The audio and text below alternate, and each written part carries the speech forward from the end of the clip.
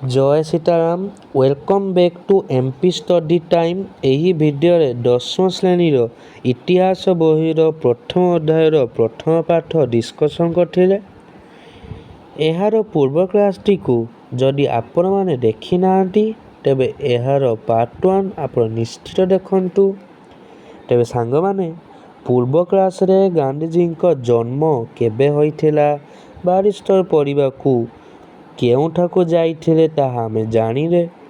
ପରେ ଦାଦା ଅବଦୁଲ୍ଲା ନାମକ ଭାରତୀୟ ମୁସଲମାନ ବ୍ୟବସାୟୀଙ୍କ ଉକିଲ ରୂପେ ମହାତ୍ମା ଗାନ୍ଧୀ ଦକ୍ଷିଣ ଆଫ୍ରିକାକୁ ଯାଇଥିଲେ। ଦକ୍ଷିଣ ଆଫ୍ରିକା ଯାଇସାରିଲା ପରେ ମହାତ୍ମା ଗାନ୍ଧୀ ଭାରତୀୟମାନଙ୍କ ଅବସ୍ଥା କିପରି ଥିଲା ତାହା ସେଠାରେ ଜାଣିଲେ। ଆଉ ଦକ୍ଷିଣ ଆଫ୍ରିକାରେ ମହାତ୍ମା ଗାନ୍ଧୀଙ୍କୁ କି ଅସୁବିଧାର ସମ୍ମୁଖୀନ ହେବାକୁ ପଡ଼ିଥିଲା, ପରେ ସେଠାରେ କ'ଣ ପଦକ୍ଷେପ ନେଇଥିଲେ ତାହା ଜାଣିଲେ।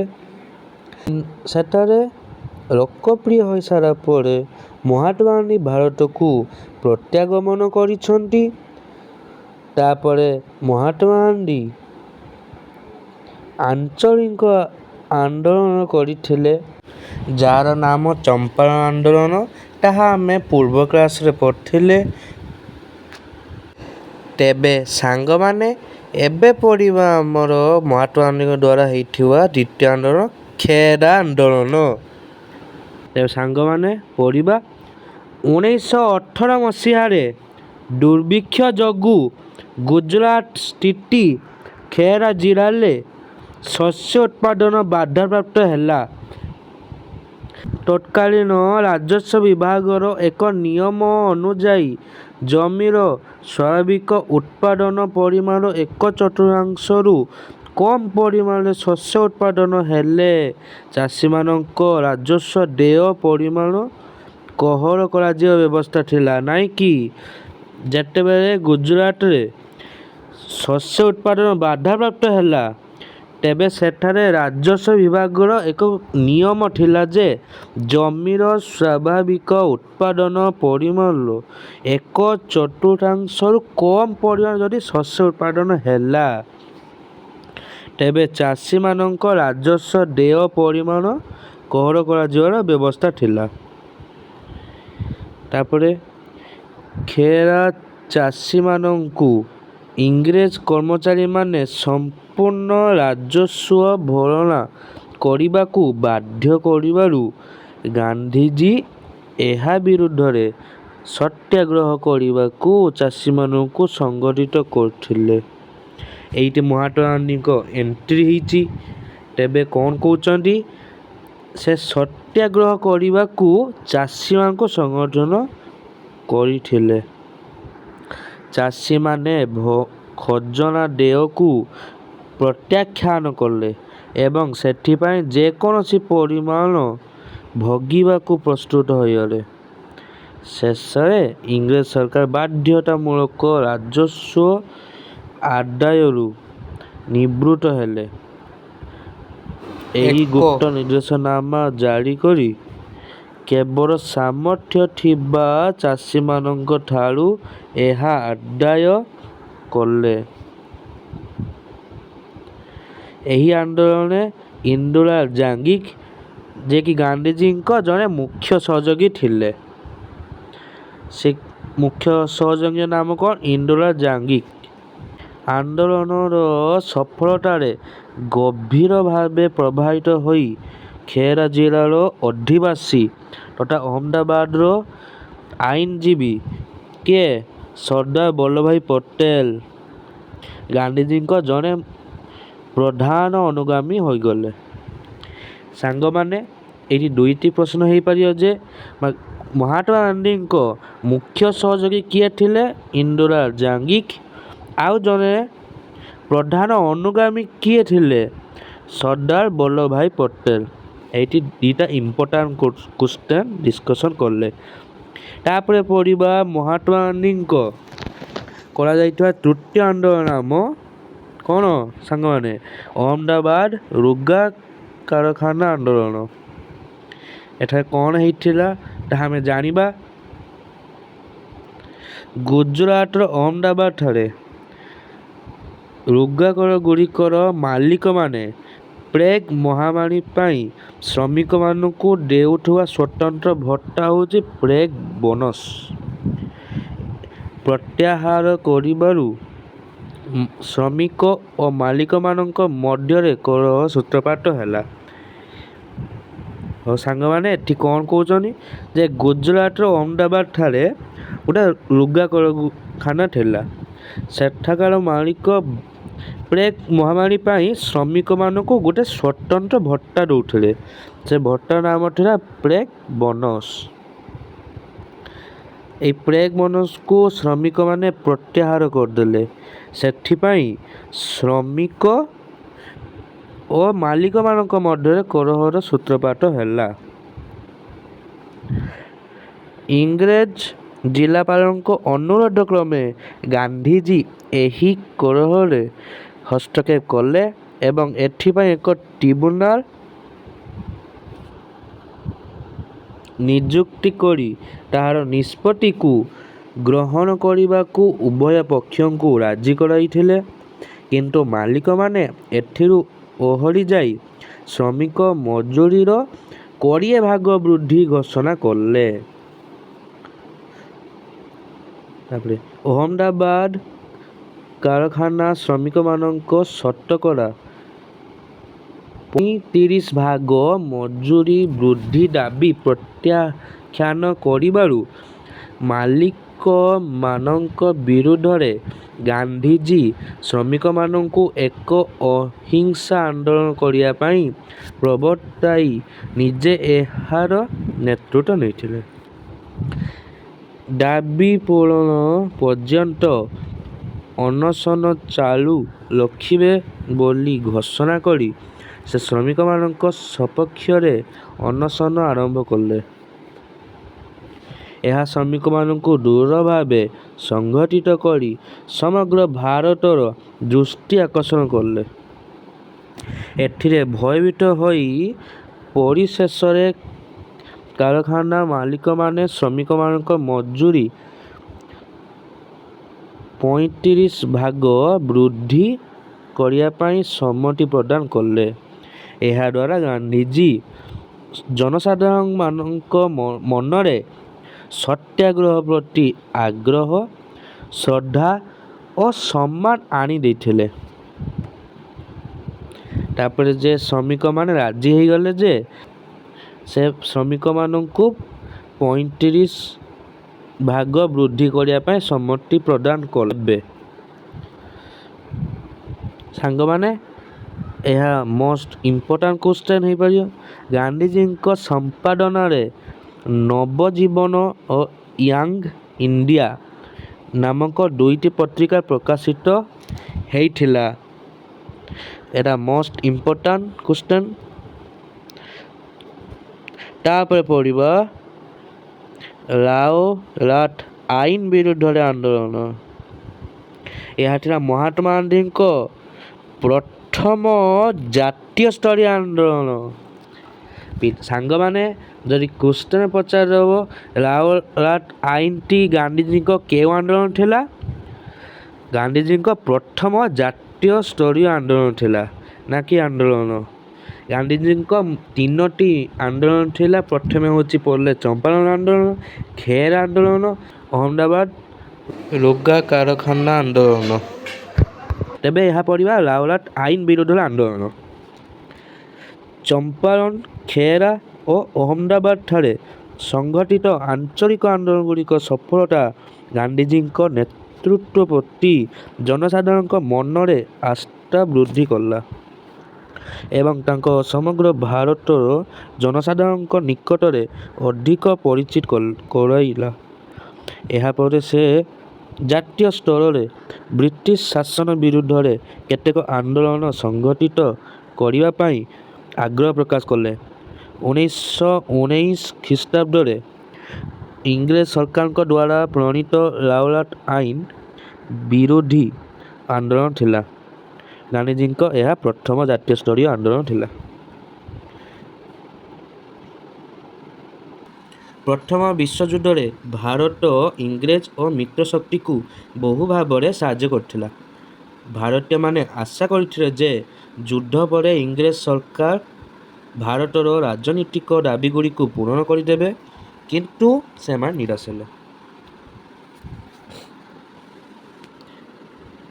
ଇଂରେଜ ସରକାର ଭାରତରେ ବିଦ୍ରୋହ ଓ ବିପ୍ଳବାତ୍ମକ କାର୍ଯ୍ୟକଳାପକୁ ଦମନ କରିବା ପାଇଁ ବିଚାରପତି ଲାଉଲାଟଙ୍କ ଅଧ୍ୟକ୍ଷତାରେ ଏକ କମିଟି ଗଠନ କରିଥିଲେ। ଏହି କମିଟିର ସୁପାରିଶ ଅନୁଯାୟୀ ଯେଉଁ ଆଇନ ପ୍ରଣୟନ ହେଲା ତାହା ଲାଉଲାଟ ଆଇନ ନାମରେ ପରିଚିତ।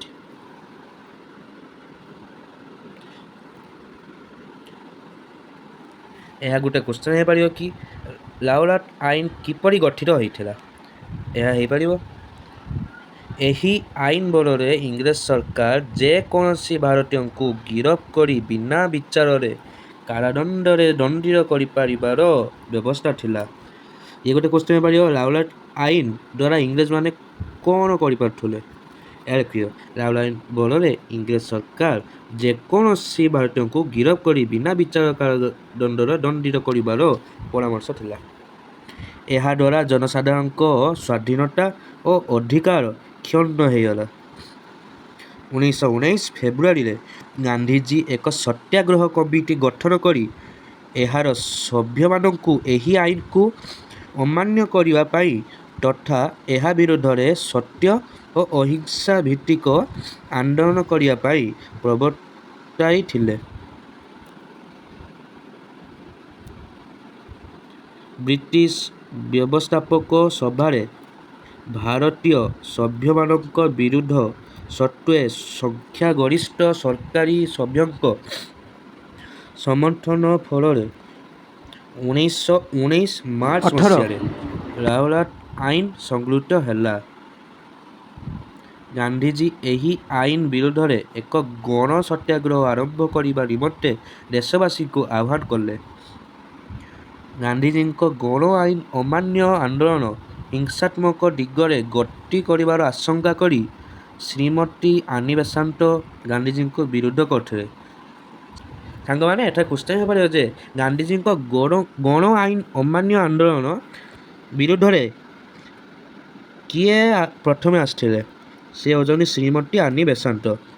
ତାଙ୍କ ବ୍ୟତୀତ ଦୀନ ୟେଦୁରପ୍ପା ୱାଚା, ସୁରେନ୍ଦ୍ରନାଥ ବାନାର୍ଜୀ, ତେଜ ବାହାଦୁର ସାପଲୁ ଓ ଶ୍ରୀନିବାସ ଶାସ୍ତ୍ରୀଙ୍କ ଭଳି ନେତାଗଣ ମଧ୍ୟ ଗାନ୍ଧିଜୀଙ୍କ ସତ୍ୟାଗ୍ରହକୁ ବିରୋଧ କରିଥିଲେ।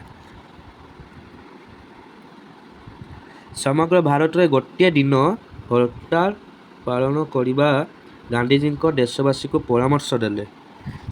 ମହାତ୍ମା ଗାନ୍ଧୀ ସେମାନଙ୍କ କଥା ଶୁଣିଲେ ନାହିଁ। ସେ ଆହୁରି ପୁଣି ହରତାଳ ପାଳନ ପାଇଁ ଗାନ୍ଧିଜୀ ଦେଶବାସୀଙ୍କୁ ପରାମର୍ଶ ଦେଇଦେଲେ। ସରକାରଙ୍କ ନୀତିର ପ୍ରତିବାଦ ସ୍ୱରୂପ ସବୁ ପ୍ରକାର କାର୍ଯ୍ୟ ବନ୍ଦ କରି ଉପବାସ ଓ ପ୍ରାର୍ଥନା ଦ୍ୱାରା 1919 ଏପ୍ରିଲ 6 ତାରିଖ ଦିନ ଦେଶବ୍ୟାପୀ ହରତାଳ ପାଳନ କରାଗଲା। କେବେ? 19 ଏପ୍ରିଲ 6 ତାରିଖରେ। ପୁଣି 19 ଏପ୍ରିଲ 9 ତାରିଖରେ ଗାନ୍ଧିଜୀଙ୍କ ଗିରଫ କରାଗଲା। ପ୍ରଥମେ ହେଉଛି 19 ଏପ୍ରିଲ 6 ତାରିଖରେ ହରତାଳ ପାଳନ କରାଗଲା। ପୁଣି 3 ଦିନ ପରେ ମହାତ୍ମା ଗାନ୍ଧୀଙ୍କୁ ଗିରଫ କରାଯାଇଛି। ଗାନ୍ଧିଜୀଙ୍କ ଗିରଫ ସମ୍ବାଦ ଦେଶର ବିଭିନ୍ନ ସ୍ଥାନରେ ସାଧାରଣ ଜନତାଙ୍କୁ ଗଣ୍ଡଗୋଳ କରିବା ପାଇଁ ଉତ୍ତେଜିତ କଲା। ଏହି ଆନ୍ଦୋଳନ ଦିଲ୍ଲୀ, କୋଲକାତା, ମୁମ୍ବାଇ, ଅହମଦାବାଦ, ଲାହୋର ଓ ଅମୃତସର ପ୍ରଚଣ୍ଡ ରୂପ ଧାରଣ କରିଥିଲା। ତାପରେ ପଢ଼ିବା ଇମ୍ପୋର୍ଟାଣ୍ଟ କ୍ୱେଶ୍ଚନ୍ ହେଇପାରିବ ଯେ 1919 ମାର୍ଚ୍ଚ 20ରେ ଦିଲ୍ଲୀରେ ଲାଉଲାଟ ଆଇନ ବିରୁଦ୍ଧରେ ହିନ୍ଦୁ ମୁସଲମାନଙ୍କ ଏକ ଶୋଭାଯାତ୍ରା ଉପରେ ପୁଲିସ ଗୁଳି ବର୍ଷଣ କରିଥିଲା ଏବଂ ଏକ ଭୁଲ ବୁଝାମଣା ହେତୁ ଦିଲ୍ଲୀରେ 1919 ମାର୍ଚ୍ଚ 30ରେ ହରତାଳ ପାଳନ କରାଯାଇଥିଲା। এই ଦୁଇଟା କ୍ୱେଶ୍ଚନ୍ ହେଉଛି ଗୋଟେ 1919 ମାର୍ଚ୍ଚ 20ରେ ପୁଲିସମାନେ ହିନ୍ଦୁ ଓ ମୁସଲମାନଙ୍କ ଏକ ଶୋଭାଯାତ୍ରା ପାଇଁ ଗୁଳି ବର୍ଷଣ କରିଥିଲା। ଆଉ ହେଉଛି ଦିଲ୍ଲୀରେ ଗୋଟେ ଭୁଲ ବୁଝାମଣା ହେତୁ 19 ମାର୍ଚ୍ଚ 30ରେ ହରତାଳ ପାଳନ ହୋଇଥିଲା। ତାପରେ ସାଙ୍ଗମାନେ ଆମେ ପଢ଼ିବା ଜାଲିଆନା ୱାଲାବାଗ ହତ୍ୟାକାଣ୍ଡ। ଏହା ବହୁତ ଦୁଃଖଦ ସିନ୍ ଥିଲା।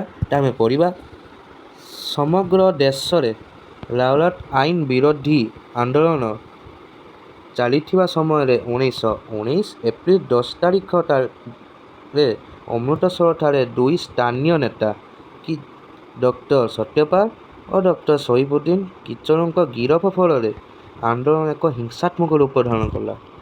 ସେଠାର ଜନପ୍ରିୟ ନେତାଦ୍ୱୟଙ୍କ ଗିରଫର ପ୍ରତିବାଦ କରିବା ପାଇଁ ତଥା ବୈଶାଖୀ ଉତ୍ସବ ପାଳନ କରିବା ପାଇଁ ଅମୃତସରର ଜାଲିଆନାୱାଲାବାଗ ଠାରେ 19 ଏପ୍ରିଲ 13 ତାରିଖ କେବେ 1919 ଏପ୍ରିଲ 13ରେ ବହୁ ସଂଖ୍ୟକ ଲୋକ ଏକ ସାଧାରଣ ସଭାରେ ଏକତ୍ର ହୋଇଥିଲେ।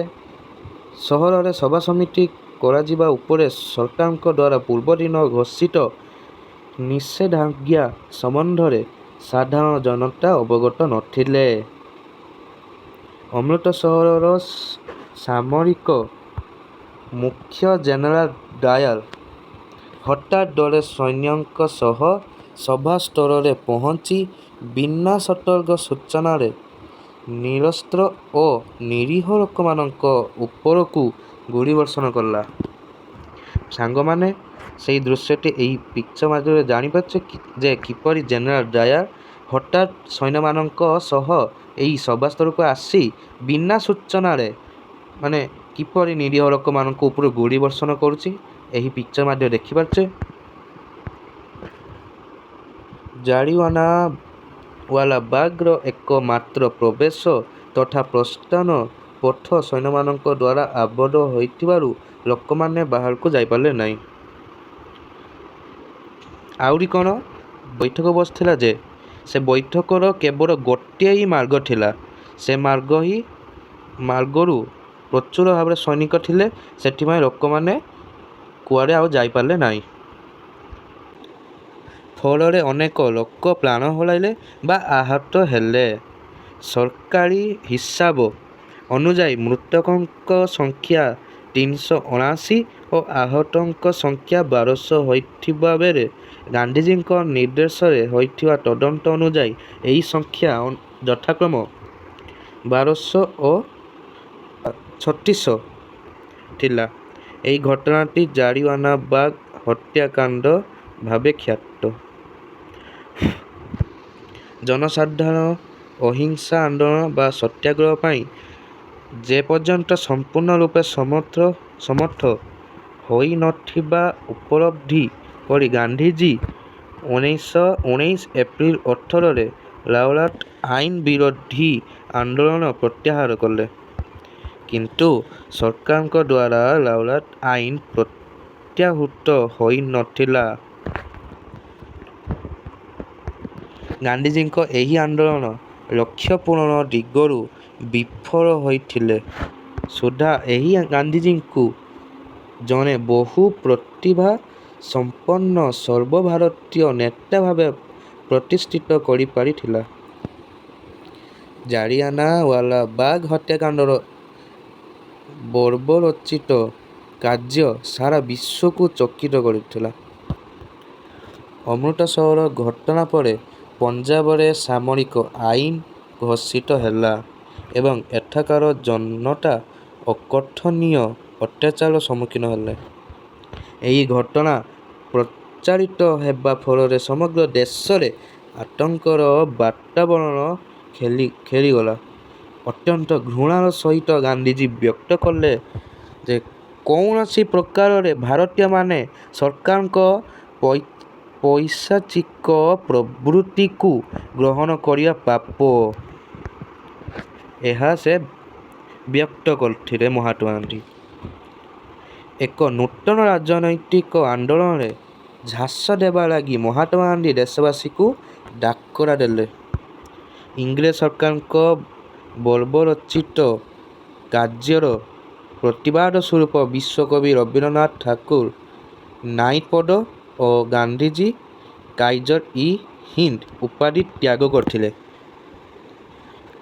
ଯେତେବେଳେ ଇଂରେଜ ସରକାରଙ୍କ ବର୍ବରୋଚିତ କାର୍ଯ୍ୟର ପ୍ରତିବାଦ ଯେତେବେଳେ ନ କରି ଦେଇଛନ୍ତି, ସେତେବେଳେ ଏହି ଦୁଇ ମହାପୁରୁଷ ଯେ କି ବିଶ୍ୱକବି ରବୀନ୍ଦ୍ରନାଥ ଠାକୁର ତାଙ୍କର ଯେ ପଦ ପାଇଥିବା ନାଇଟ ପଦ ଆଉ ଗାନ୍ଧିଜୀଙ୍କୁ ମିଳିଥିବା ଉପାଧି ଯାହାର ନାମ କାଇଜର-ଇ-ହିନ୍ଦ ଏହାକୁ ତ୍ୟାଗ କରିଥିଲେ। ଏ ପଢ଼ିବା ତୁମେ ଜାଣିଛ କି? କୌଣସି ବ୍ୟକ୍ତିର ମହତ ଗୁଣ ପାଇଁ ବା ରାଜସେବା ପାଇଁ ବା ସାମରିକ କ୍ଷେତ୍ରରେ ଅସାଧାରଣ ବୀରତ୍ୱ ପାଇଁ ଇଂରେଜ ସରକାରଙ୍କ ଦ୍ୱାରା ପ୍ରଦତ୍ତ ନାଇଟ୍ ପଦ ଉକ୍ତ ବ୍ୟକ୍ତିଙ୍କୁ ସାର୍ ଉପାଧି ଭୂଷିତ କରୁଥିଲା। ସାଙ୍ଗମାନେ ସାର୍ ଉପାଧି କ'ଣ ଏଠି ଜାଣିଲେ? ମାନେ କୌଣସି ବ୍ୟକ୍ତିର ମହତ ଗୁଣ ପାଇଁ ବା ରାଜସେବା ପାଇଁ ବା ସାମରିକ କ୍ଷେତ୍ରରେ ଅସାଧାରଣ ବୀରତ୍ୱ ପାଇଁ ଇଂରେଜ ସରକାରଙ୍କ ଦ୍ୱାରା ପ୍ରଦତ୍ତ ନାଇଟ୍ ପଦ ଉକ୍ତ ବ୍ୟକ୍ତିଙ୍କୁ ସାର୍ ଉପାଧି ଭୂଷିତ କରୁଥିଲା। ତାପରେ ଜାଣିବା କାଇଜର ଇ ହିନ୍ଦର ଅର୍ଥ କ'ଣ? ହିନ୍ଦୁସ୍ତାନ ସମ୍ରାଟ, ଯେ କି ମହାତ୍ମା ଗାନ୍ଧୀଙ୍କୁ ଉପାଧି ରୂପେ ଦିଆଯାଇଥିଲା।